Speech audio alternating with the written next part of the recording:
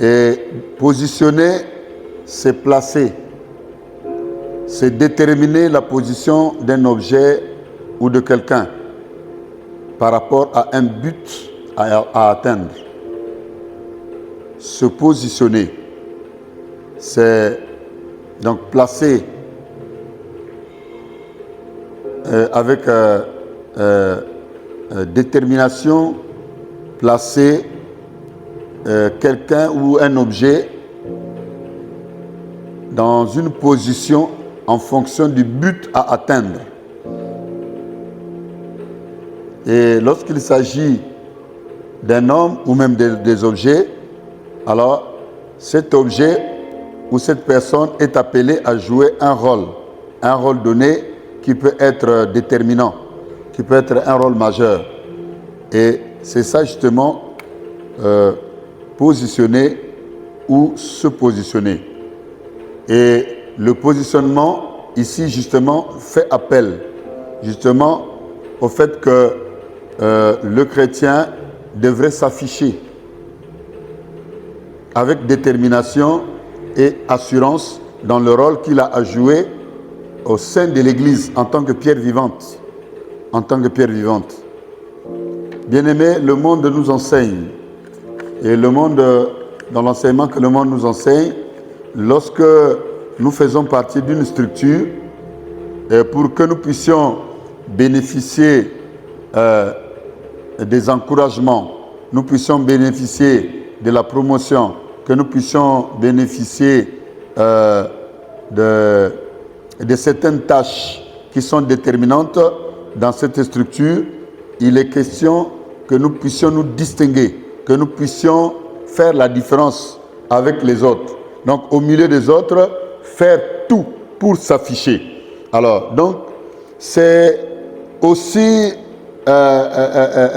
susciter la distinction au milieu des autres. Pendant que vous êtes tous là, vous écoutez les mêmes enseignements, vous écoutez les mêmes discours, vous écoutez les mêmes conseils, vous bénéficiez des mêmes traitements. Il est question maintenant de se distinguer dans le rôle qu'on peut jouer ou alors dans le rendement en tant que tel. Le fruit à produire attendu par celui qui vous a placé là, par celui qui vous a responsabilisé. Donc c'est aussi se distinguer. Mais aussi, le positionnement, c'est le fait aussi de prendre possession de ce qui nous revient de droit ou simplement par héritage. C'est prendre possession de ce qui nous revient de droit ou par héritage. Voilà. Même l'héritage, c'est un droit. Et nous verrons avec le temps à quel moment on peut parler de l'héritage. Qui a droit à l'héritage? Qui peut être appelé héritier? Et qui en a le droit? On en parlera avec le temps lorsque nous allons développer le message. Pas aujourd'hui, mais les jours qui viennent. Donc, nous allons lire un petit passage.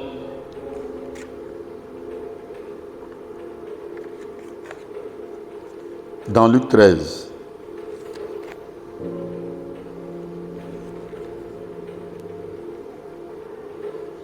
Dans Luc 13, du verset 6 au verset 9, on nous dit ceci. C'est une parabole que Jésus-Christ énonce. Il dit, un homme avait un figuier planté dans sa vigne. Il vint pour y chercher du fruit. Et il n'en trouva point. Alors il dit au vigneron, voilà 3 ans que je viens chercher du fruit à ce figuier, et je n'en trouve point. Coupe-le. Pourquoi occupe-t-il la terre inutilement? Le vigneron lui répondit, Seigneur, laisse-le encore cette année, je creuserai tout autour, et j'y mettrai du fumier. Peut-être à l'avenir, donneras-tu du fruit, sinon tu le couperas. Amen. cette parabole nous donne une idée sur ce que c'est que le positionnement. Nous avons dit à l'introduction que se positionner, c'est placer quelque chose ou une personne quelque part pour un but, un rôle à jouer qui peut être déterminant, pour un but donné ou pour le but que nous avons à atteindre. Lorsqu'on place quelque chose quelque part, lorsqu'on place un objet quelque part, lorsqu'on positionne quelqu'un quelque part, c'est pour un but donné, parce que nous voulons atteindre un objectif à partir du rôle qu'il devra jouer. Mais c'est aussi s'afficher, se déterminer, se distinguer de la foule, sortir de la foule, en vue du résultat. Nous avons dit que le monde nous enseigne. Voyez-vous, lorsque nous regardons à la télé, nous suivons certaines rencontres de football, ça nous donne leçon à réfléchir. Nous venons de suivre plusieurs rencontres il n'y a pas très longtemps, faisant partie du cadre du mondial. Nous avons vu que les joueurs, en tant que tels qui faisaient partie d'une corporation, à chaque rencontre, n'étaient toujours pas forcés à jouer le même rôle ou à être au même poste qu'au tout premier match ou aux toutes premières rencontres. Et c'est cela positionné. Et ça peut être le responsable qui vous positionne, ce qui vous met quelque part. Ça peut être vous-même par rapport aux convictions qui montent au-dedans de vous, qui pensez que vous pouvez être utile ici ou là. Mais tout va de pair avec le rendement dont vous êtes capable de produire. Tout va de pair avec vos qualités, vos capacités, et aussi en ce qui concerne la marche avec Dieu, nous parlerons de votre foi et votre assurance. Voilà. Et tant que tout cela dans une symbiose, ensemble, peuvent faire que, positionner quelque part, vous puissiez être utile à la majorité. Alors, aujourd'hui, le chrétien d'aujourd'hui devient de plus en plus difficile. Et lorsque nous examinons les Écritures, nous dirons d'une part que le chrétien d'aujourd'hui est simplement victime de l'activité du malin, d'une activité très forte et très puissante du diable. Parce que nous sommes en train de traverser les derniers temps. Nous sommes en train de vivre aujourd'hui les derniers temps. Et dans les derniers temps, la charité d'un grand nombre de chrétiens, la Bible dit, se refroidira et connaîtra une baisse. Et si, à côté de la charité, comme la charité c'est un amour venant de Dieu, et si l'amour de Dieu connaît une baisse, ça veut dire que son attachement, l'attachement du croyant vis-à-vis de son Dieu a connu également une baisse. Et ayant connu cette baisse, et c'est ce qui explique qu'aujourd'hui là, de moins en moins, nous nous rendons compte que le chrétien est de moins en moins attaché à la parole de Dieu. Même si nous répétons, même si nous prêchons, même si nous multiplions les enseignements, les exhortations et tout, mais les cœurs sont de plus en plus endurcis, les gens sont de plus en plus éloignés de ce qui est la vérité, de ce qui est vrai. Et aujourd'hui, nous remarquons quoi? Que rien que l'atmosphère des fêtes, et ce que l'on peut appeler cette atmosphère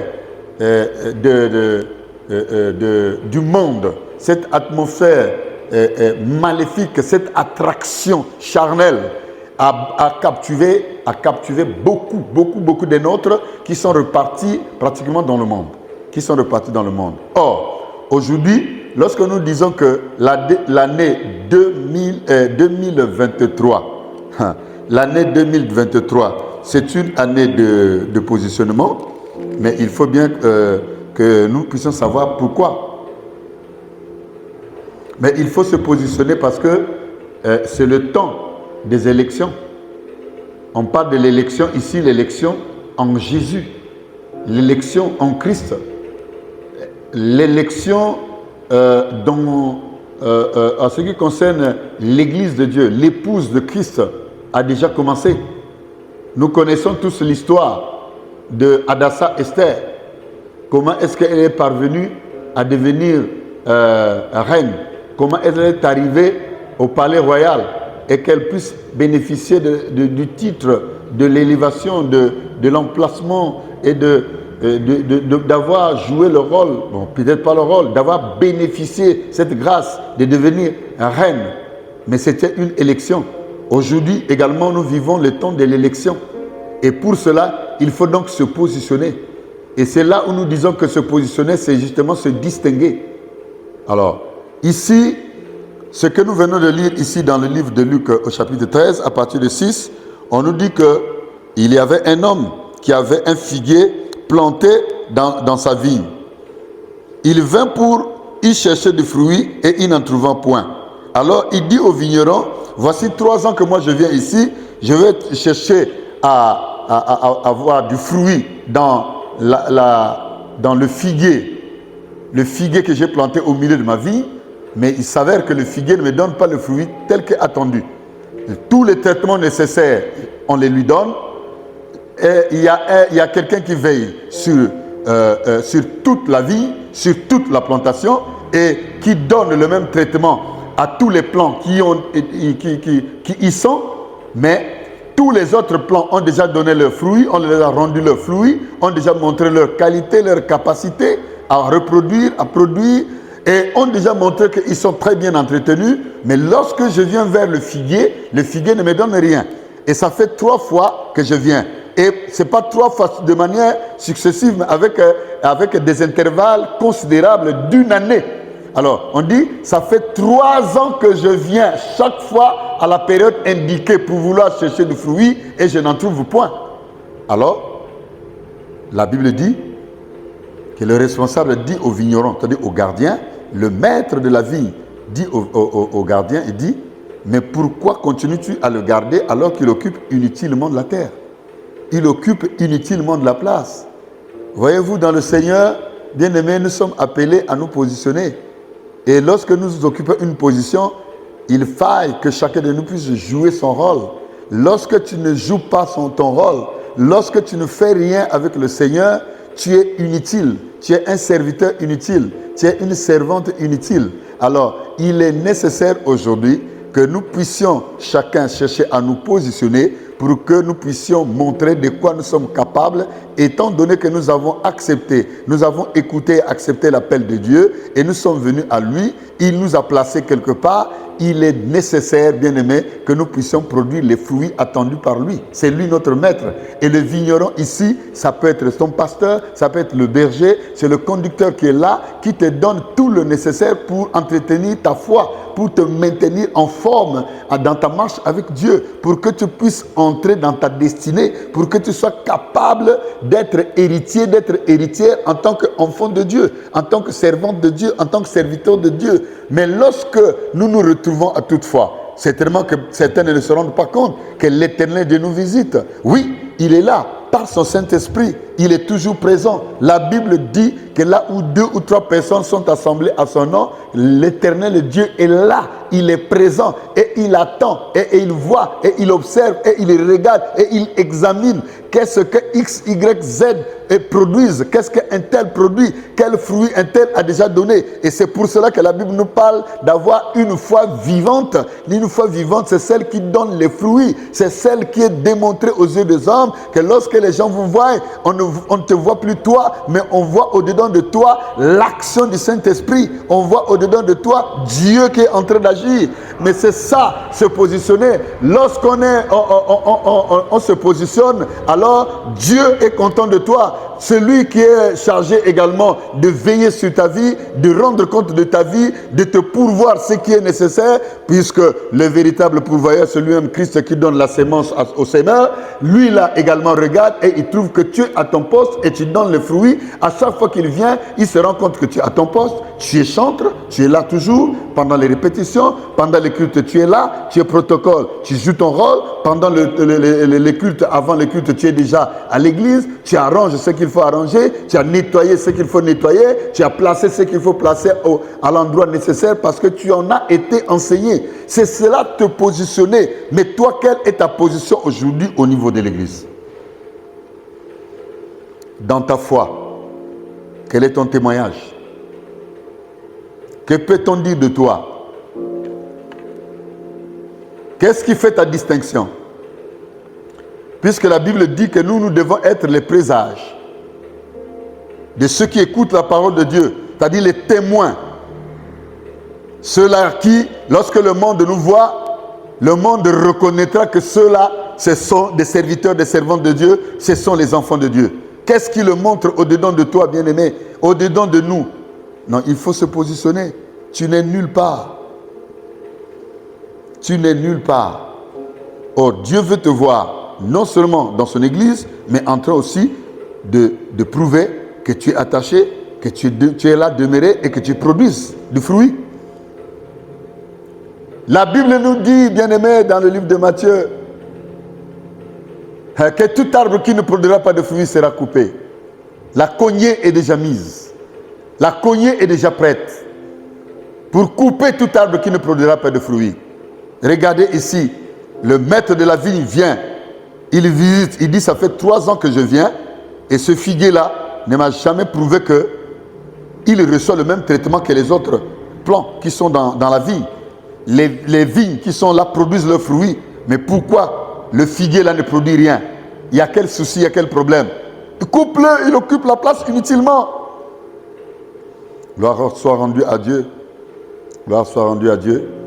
Parce que c'est aussi, lorsque nous parlons de 2023, on prend les 2 derniers chiffres, on trouve que c'est le chiffre 5. Oui, c'est vrai, ça symbolise la grâce. C'est un signe qui symbolise, c'est un chiffre qui symbolise la grâce. Mais aussi, ça montre la faiblesse humaine devant ses responsabilités. Le chiffre 5 montre la faiblesse de l'homme devant ses responsabilités. Il y a plusieurs références, nous en parlerons également. Et voilà, en 2023, nous sommes là, en dehors du fait que nous avons participé à la traversée de 2022 à 2023 et nous avons basculé pratiquement du dernier culte de 2022 au premier culte de 2023. C'est vrai, mais notre premier retrouvaille après ces moments-là, c'est aujourd'hui. Mais qu'est-ce que nous constatons? Où sont les autres? Où est-ce qu'ils se sont positionnés? Bien-aimés, vous savez, partant de là, je vais être bref pour dire qu'après la création, après que Dieu ait tout créé, la Bible nous dit qu'au 6e jour, il a créé l'homme à son image et à sa ressemblance. Et lorsqu'il a fini, plus loin, nous lisons quoi? Que Dieu a fait un jardin qu'il a aménagé et qu'il a appelé Éden. En Éden, il a tout aménagé. Et la Bible dit quoi? Il prit l'homme, Dieu prit l'homme et le plaça en Éden. Il l'a positionné en Éden. Et il dit que je t'ai fait peu inférieur à moi. Donc, après Dieu, l'homme devait dominer, l'homme devait régner après Dieu. Mais il avait un rendez-vous. L'homme avait un rendez-vous régulier avec son Créateur pour qu'il soit entretenu, pour qu'il soit nourri, qu'il soit dans son aise, pour que rien ne puisse lui manquer. Qu'aucun conseil, c'est-à-dire qu'aucun élément de sagesse ne puisse faire défaut dans son entretien, dans sa relation, dans son alliance avec son Créateur. Dieu a fait quoi? A dit que du dessus de toute la terre, il a aménagé le jardin d'Éden et il l'a positionné, il l'a placé. C'est ça aussi le positionnement. Le positionnement, si Dieu en parle aujourd'hui, c'est parce que lui-même, il a été le premier à positionner chaque chose à sa place.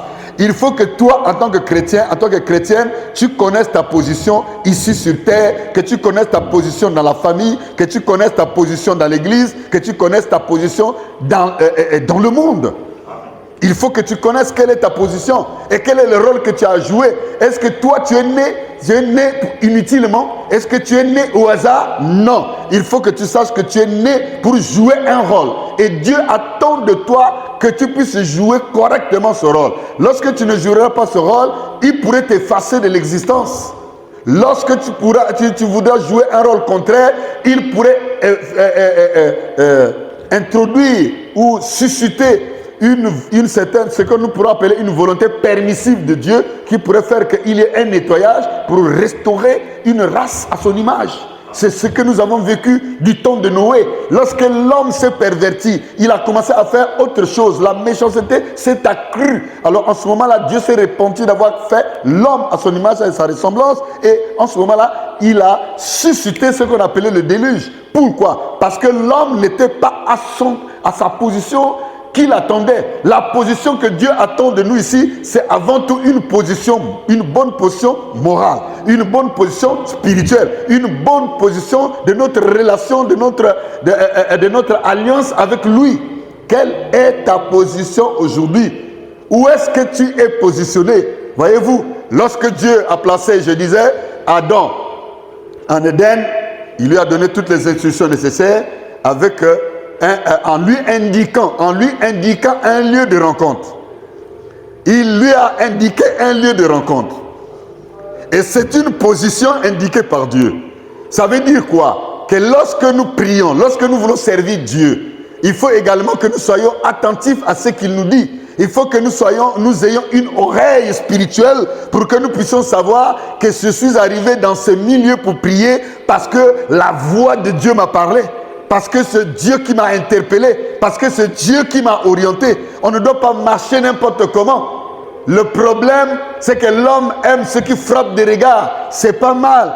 Ce qui est de Dieu, tout ce qui est de Dieu n'est pas vilain, n'est pas mauvais. C'est bien. Mais il faut ajouter à la bonté de Dieu et aussi l'expression divine qui te rassure que je suis au bon endroit. Parce que lorsqu'il parle du positionnement, c'est être au bon endroit. Il faut être au bon endroit. Lorsque Dieu vient le soir pour rencontrer Adam, avec qui il avait un rendez-vous régulier, il le trouve dans Genèse 3, 9. Il le regarde, il arrive, lui qui est Dieu, il constate que Adam n'était pas à sa place. Il n'était pas dans la position à laquelle il devait se retrouver. Aujourd'hui, où sont les autres qui ne sont pas présents? Est-ce qu'ils sont au marché? Est-ce qu'ils sont quelque part ailleurs en train d'écouter la voix de leur Dieu? Et ceux-là qui sont appelés à avoir le salut au travers de ce ministère international Compassion du Christ, où est-ce qu'ils sont? Demande-toi, pose-toi la question. Où est ton frère? Où est ta soeur? Où est le bien-aimé? Où est ton père? Où est ta mère? Où est ton frère?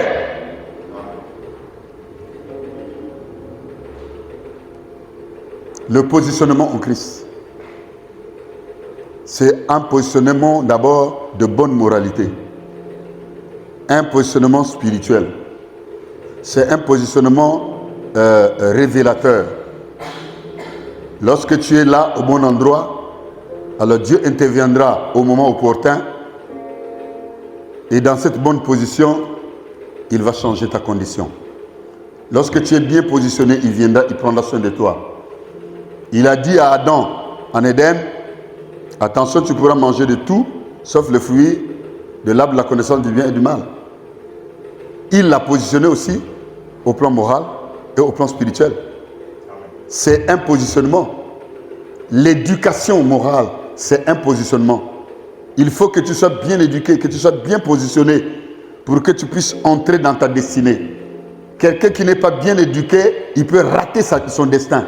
Oui, il peut rater son destin. Ça peut tout bien commencer, mais la Bible dit vaut mieux la fin d'une chose que son commencement. Qui connaît la fin de sa vie ici sur terre? Qui connaît comment est-ce que les choses pourront évoluer demain, après-demain? Pour que qu'il nous soit permis de nous conduire comme nous voulons. Non, bien-aimés. Aujourd'hui, nous sommes à quelle date? Je crois que nous sommes le 4 et il y en a qui sont morts aux premières heures du 1er janvier. Il y en a qui sont morts à quelques minutes de la fin de l'année 2022, avant de basculer en 2023. Peut-être parce qu'ils étaient aussi mal positionnés. Oui, parce que j'ai vu des véhicules qui ont fait, on ne sait pas comment ils se sont retrouvés avec 90 degrés de virage et sont allés cogner contre les murs et se sont fracassés. On ne connaît pas quel était le sort de ceux qui étaient à bord. Voyez-vous, ils étaient très mal positionnés. Mais aujourd'hui, Dieu te demande de bien te positionner au plan spirituel. Ne marche plus vague. Sur le plan spirituel, sois à l'écoute du Saint-Esprit. Qu'est-ce que Dieu te dit? Où est-ce que tu dois aller? où est-ce que tu dois le servir, où est-ce que tu vas l'adorer, comment tu vas le servir. C'est ça te positionner. Et lorsque tu te distingues, assurément, Dieu portera son regard sur toi. Quand il arrive en Éden, je disais, il dit, Adam, où es-tu? Et Adam répond, il dit, j'ai entendu ta voix. Voyez-vous, la première des choses avec Dieu, ce qu'on entend, c'est la voix. C'est vrai qu'il y en a autant de Jésus-Christ dans la chair, lorsqu'il était envoyé par le Père, accomplissant son ministère terrestre, disons, en prenant le corps d'homme. Il y en a qui l'ont vu physiquement, mais toi et moi, la Bible nous dit, heureux ceux qui ont cru sans l'avoir vu, mais ce qu'on entend d'abord, c'est la voix. C'est la voix. Elle peut être audible, elle peut être ressentie à l'intérieur. Et lorsque tu es enfant de Dieu, tu reconnaîtras la voix de ton Père. Tu sauras que là, ce n'est pas un homme qui me parle, mais là, c'est le Créateur qui me parle. Quand quelqu'un est bien positionné, il est capable d'écouter la voix du Père, c'est lui qui l'a appelé. Écoutez, un prophète a dit dans l'Ancien Testament, Habakkuk, il dit, j'étais à mon poste et j'attendais. Il était positionné. Aujourd'hui, où es-tu? Lorsque l'Éternel Dieu s'est rendu au lieu de la rencontre avec Adam, il ne l'a plus trouvé là. Il a dit, où es-tu, Adam? Où es-tu? Alors aujourd'hui, Dieu nous pose la même question. Alors, tu veux entrer en possession de ton héritage? Tu veux entrer en possession de ta bénédiction? Tu veux entrer dans ta destinée totalement? Mais quelle est ta position? Quelle est aujourd'hui ta position? Pour que l'Éternel Dieu ait un regard favorable sur toi. La Bible dit dans Genèse 6 que lorsque les hommes de toute la terre avaient suivi la voie des géants en se pervertissant et que la méchanceté avait pris de la hauteur, comme aujourd'hui d'ailleurs, nous le regardons, parce que la Bible dit, il n'y a rien de nouveau sur les cieux, ce qui est a déjà été. La méchanceté a pris de l'ampleur. Alors il a regardé sur toute la création, sur tout ce qu'il avait vu sur terre, et il a vu quelqu'un qui était intègre et qui marchait avec Dieu. La Bible dit, il marchait avec Dieu. Noé, qui était un homme intègre, qui marchait avec Dieu. Et il a dit, il lui a donné le secret de sauvetage. Comment est-ce qu'il peut être sauvé? Parce que Dieu devait décider autrement de toute l'existence. Et beaucoup plus de tout ce qu'il avait vu sur la terre. Il devait décider autrement. Et il lui a donné le secret. Construis-toi une arche. Mais l'arche, c'est moi qui te donnerai le plan. C'est moi qui te donnerai les mesures. C'est moi qui te donnerai le modèle. Bien-aimé, lorsque tu es bien positionné vis-à-vis de Dieu, c'est lui qui te parlera. C'est lui qui interviendra en ta faveur. Malgré l'opposition tout autour. Mais lui, il interviendra et nul ne peut l'arrêter. Parce que c'est lui qui a la solution à tous nos problèmes. Ne regarde pas à gauche, ne regarde pas à droite. Ne prends même pas les regards inquiets. Parce qu'un tel n'est pas venu, parce qu'un tel n'est pas là. Ce n'est pas parce que tu le vois ou tu la vois habillé de manière somptueuse. Mais Dieu ne regarde pas à l'apparence. Il les regarde au cœur. Il est arrivé, et je vais atterrir par là, sans pour autant que je puisse vous ouvrir ce verset. C'est dans Luc 13. Alors, on nous dit quoi? De 10 à 17, que lorsque Christ est entré dans une synagogue, il arrive, il prêche. Apparemment, les gens étaient attentifs, mais curieusement, son regard était porté sur une seule brebis qui était là, que Satan avait gardé courbée pendant 18 ans. Pourquoi? Mais parce que cette dernière, malgré la peine, malgré l'infirmité acquise, alors qu'elle n'était pas née ainsi, elle ne s'était pas découragée à aller suivre les enseignements. Elle ne s'était pas découragée à aller à l'église. Elle ne s'était pas découragée à aller à la prière, au culte, participer au culte, malgré la douleur, malgré la maladie, malgré la malformation. Elle avait pris position que moi, malgré mon état, j'ai pris position avec Jésus, personne ne va me séparer. Et elle s'était positionnée de cette façon, à se faire distinguer et dans la famille, et dans la ville, et dans l'église. Parce que lorsque Christ est rentré dans la synagogue, la seule personne qui, au plan spirituel, a pu attirer l'attention du Christ qui était en train d'enseigner, c'est cette dernière, à cause de sa disposition active intérieure, sa disposition intérieure active, sa foi active, sa foi vivante qui était au-dedans d'elle. Elle souffrait, mais elle avait une foi vivante. Oh Seigneur, j'aimerais avoir et garder, conserver une foi vivante malgré tout ce que l'ennemi pourra m'imposer comme fardeau, comme opposition. Quelle que soit l'opposition en face de moi, j'aimerais que tu m'aides à maintenir ma position avec toi, que je ne puisse pas décamper de ma position, que je reste là, que je demeure là, afin que je puisse produire le fruit attendu de toi. Oui Seigneur, j'ai besoin de cela. Il s'est arrêté dans sa prédication et a regardé cette femme que le diable Satan avait courbée pendant 18 ans. Il a dit, tu es guéri de ton infirmité. Tu es guéri de ton infirmité. Et les gens qui étaient aux alentours étaient surpris. Il y avait les sacrificateurs, il y avait les pasteurs, les bergers, certainement les anciens, les diacres, les diaconesses. Mais il a adressé la parole à une dame parce qu'elle avait de bonnes dispositions intérieures. Je voudrais te dire à toi, ma fille, je voudrais te dire, mon fils, de garder de bonnes dispositions intérieures. Ne garde pas, ne promène pas des regards inquiets parce qu'un tel n'est pas venu, parce que nous ne sommes que X, que nous ne sommes que tant, que certainement Dieu n'est pas là. Dieu est présent, il est vivant, il est dans sa parole. Il dit là où 2 ou 3 personnes sont assemblées à son nom, il est là. Et si vous vous accordez pour demander quelque chose en votre faveur, cette chose, il vous l'accorde. Aujourd'hui, le regard de l'Éternel est sur toi. Il a dit ceci, que tous ceux-là qui occupent inutilement la place, il voudrait qu'on les mette dehors. Mais c'est la grâce qui intervient. 5, c'est le chiffre de la grâce, mais aussi ça montre la faiblesse humaine devant ses responsabilités, face à ses responsabilités. Oui, face à ses responsabilités. Il a la grâce, mais l'homme, face à ses responsabilités, a la faiblesse. Voilà pourquoi vous voyez que ces choses-là sont manifestes. Nous entrons en 2023. 5, c'est le temps. Le Seigneur nous tend la main de la grâce, que c'est une année de positionnement. Positionner, c'est aussi dominer. Positionner, c'est aussi gérer. Positionner, c'est entrer en possession de ce qui nous revient de droit ou simplement par héritage parce que nous sommes enfants de Dieu. Oui, mais attention, 5, c'est aussi le chiffre qui montre la faiblesse de l'homme face à ses responsabilités. Alors, prends garde, lève-toi. Et s'il y a quelque chose qui monte au-dedans de toi, l'Éternel t'a déjà parlé, comment tu dois le servir. Ne regarde ni à gauche ni à droite. Va droit devant toi. Même là où tu verras qu'il n'y a pas d'issue de sortie, mais l'Éternel Dieu va susciter une entrée pour toi. L'Éternel Dieu va susciter une porte parce que tu sais, lui-même c'est la porte. Là où c'est fermé, lorsqu'il va se placer au devant, il y aura un passage pour toi. Bien-aimé, le positionnement. C'est l'année du positionnement.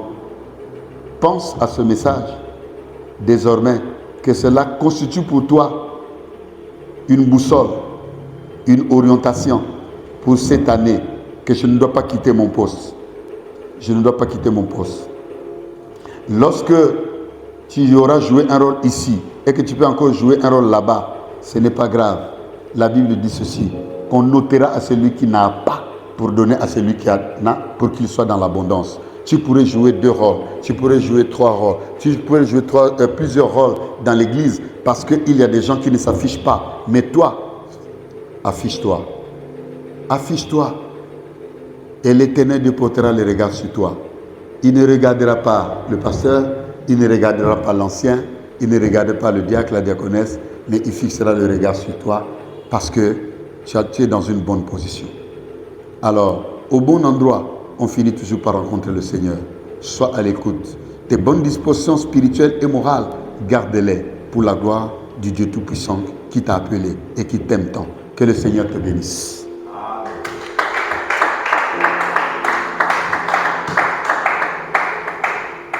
Avant que tu vas courber la tête, tu vas dire, Seigneur, aide-moi à garder la bonne position. Demande à Dieu de t'aider à garder la bonne position si tu l'as déjà. Mais si tu ne connais pas encore la bonne position, demande à Dieu de se révéler à toi et qu'il puisse maintenant se révéler à toi pour qu'il te montre la bonne position. Et peut-être que tu es conscient que apparemment tu es mal barré. Dis Seigneur, il me semble que je ne suis pas au bon endroit. Au plan spirituel, je suis mal barré. Au plan spirituel, je suis mal barré. Il y en a des gens qui, pour quelques instants, leur situation change. C'est le cas de Rab, la prostituée. Elle était connue pour un mauvais témoignage. À Jéricho. Mais lorsqu'elle s'est rencontrée avec les deux témoins, enfants de Dieu, serviteurs de Dieu, elle avait changé d'attitude, elle avait changé de position. Elle a pris position. Prendre position, c'est aussi se déterminer à prendre un engagement.